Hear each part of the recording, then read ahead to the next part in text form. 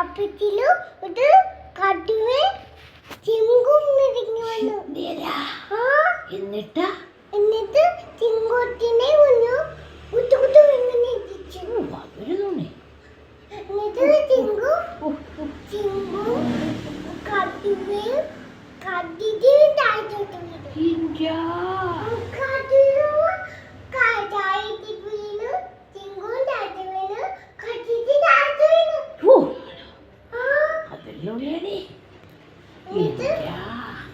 കുട്ടി ഇങ്ങനെ ഇടിച്ചു.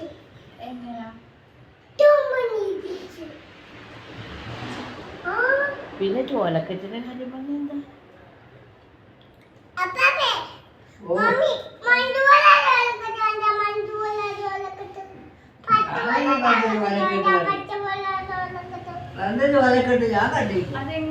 എങ്ങനെ ഇരിക്കുന്നത്?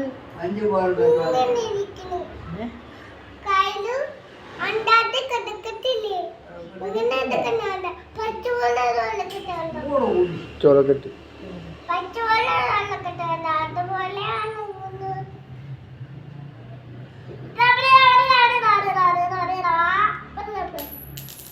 കുഞ്ഞു പഴവട്ടി എന്താ വന്നത്?